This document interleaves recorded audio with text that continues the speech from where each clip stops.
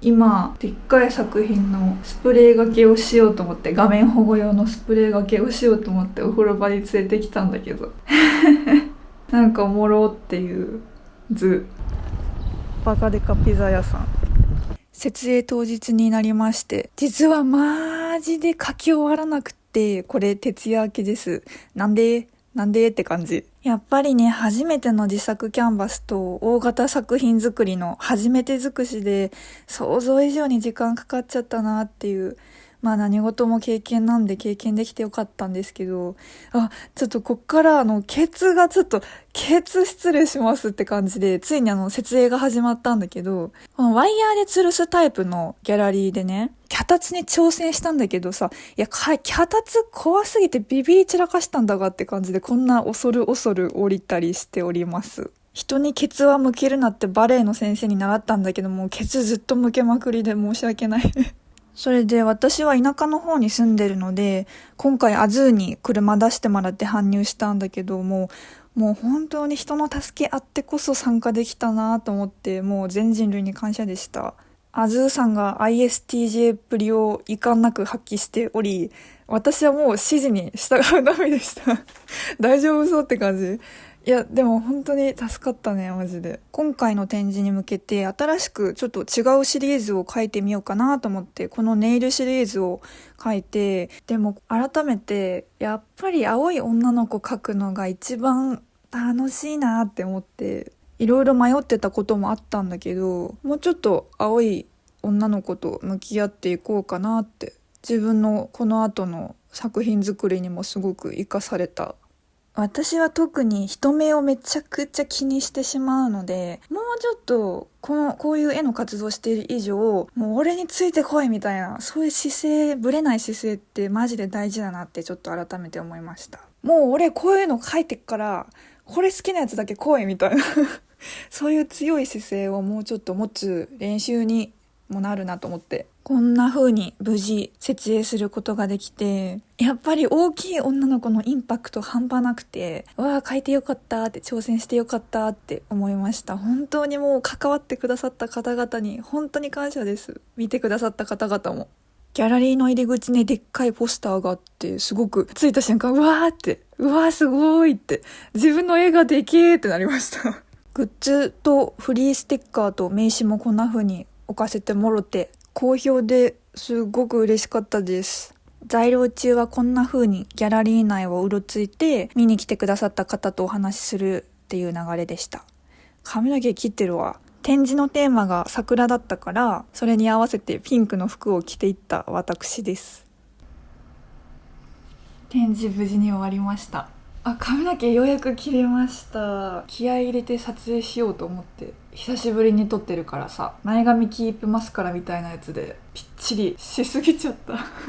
マジでさ、私アホ毛やばすぎてさ、私の体の中で一番アホ毛が元気。まあそんなどうでもいい話は置いといて、いやーめちゃくちゃ人に会ったな。やっぱどうしても私力使っちゃうんだよな、人と話すのに。それで展示の感想としては、もうすごい立派なギャラリーで、私異人館北のエリア初めて行ったんだけど、ギャラリーの外観もねすごく素敵で、通りがかった観光客の方が見に来てくださるとか、そういう機会に恵まれて面白かった。それで展示自体は素晴らしかったし、他の作家さんともお話できてめっちゃ勉強になってよかったんだけど、私自身がめちゃくちゃ悔しくて、ですごく言い訳がましいから絶対に理由は言わないんだけど、すっごく悔しいことがあって、それはもう改善できることだから、次から変えていこうって思ってることだから全然いいんだけど、なんだろう、せっかくこんな素晴らしい場所で展示できたのに悔しいっていう、こんなことわざわざ言うなよって感じだと思うけど、誰が見てるかわからん YouTube だから言うんだけど、展示期間中は在廊して家帰って泣いてしくしく泣いて、悔しい悔しいって泣いて就寝っていう。でまた次の日在廊行くみたいな、そんなことがありましたいやマジで言うなって感じだと思うけど、戒めとして残すわ。この展示が決まったのが11月末ぐらいで、そっから準備期間4ヶ月ぐらいかな。その間にキャンバス作りのお師匠に弟子入りしてキャンバス作りを教わって、一から自分で木切ってキャンバス貼って、それで大型作品も作らないかと提案いただいて、もう前から興味があったからこの機会にぜひと思ってお師匠にものすごくお手伝いいただいて、なんて言うんだろうな、ここ数年の私はめちゃくちゃ新しいものが怖い人間になってしまってなんか謝罪関係みたいになってるちょっと白映しとかないと謝罪関係だわこれ。ちょっと腕組みしてるみたいで申し訳ないんだけど、そう新しいものが怖くなっちゃってね。一回でも精神に不調をきたしたことがある人はわかると思うけど、精神に不調をきたす前と後じゃさ、性格がまるっきり変わるじゃない。まさにそれで今の自分はもう新しいお店に一人で入ることはもうできなくなっちゃったの。やべえやつと思われるからあんまり人には言ってないんだけど外食も本当にしんどいから、一人で出かけた時とか全然余裕でお昼ご飯抜くことも多くて、まあ誰かいたとってちょっとパニック気味になったりするんだけど、そんな今の自分に対して周りの人がすごく引っ張ってくださる方がいらっしゃったから、もう本当に私はそれがありがたくて、なんか普通に話してて泣きそうになってきちゃったなんか泣きそうになっちゃったお菓子こぼれちゃった。なんかこういうのちょっとアピールみたいで嫌なんだよな、やっちゃってるけど、まあいいや。そんで千葉から兵庫県に引っ越してきて、本当もう丸1年ちょうど経つぐらいなんだけど、いや本当ちょっと前の動画でも話したけど、新しい環境になんだろうな、学校行くとか職場就職するとかもなくフリーのみできたから、そう簡単にお友達ができるとか仲間ができるとかそういうのってあんまりマジで 2,3 年かかるかもなってぼんやり思ってたんだけど、この1年の間思わぬ出会いがあって、それで今回の展示にもつながったし、ちょっと待って一回鼻かんでいい、ごめんね花粉症やばいよね。いや泣いたからだろ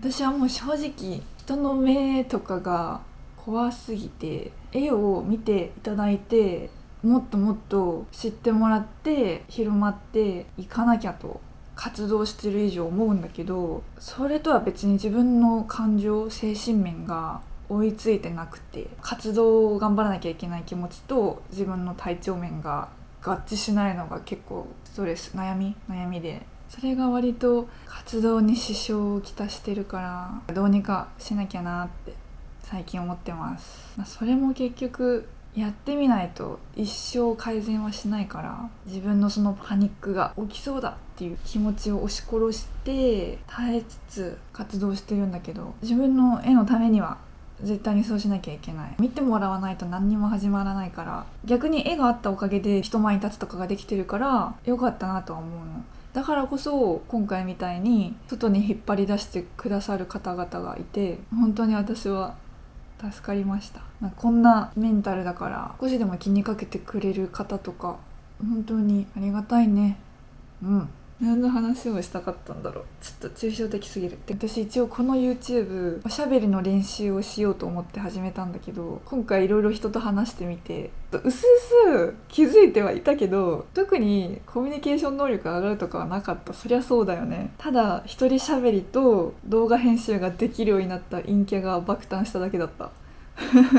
でも私本当に絵はもう描かないと死ぬってことが過去の経験から分かっているので、もう周りになんて言われようがただひたすら絵は描き続けてる、それで謎に顔出し YouTube してる変態になろうと思ったこの YouTube も一応周りの目を気にしない練習ではあるので、やべえやつと思われようがまあいいかな。特に失うもんないしね。富も名誉も地位もないので特によし、じゃあそろそろ終わろう。ようやく締め取れてほっとした。また絵も描きつつ日常を垂れ流すチャンネルになるかな。全然動画編集追いついてなくてやばい。多分これからの動画はちょっと取りためたものの放出シーズンになると思います。だから締め切り前で病み散らかしてる私とか出てくるかも。とりあえず続けていくことが目標だね。何事も。展示に関わってくださった方々、絵を見てくださった方もありがとうございました。私はちょっとこんなんですけど、これからもずっと自分を貫きつつ絵を描いていこうと思います。また展示のお誘いをお待ちしてます。じゃあ今日もありがとう。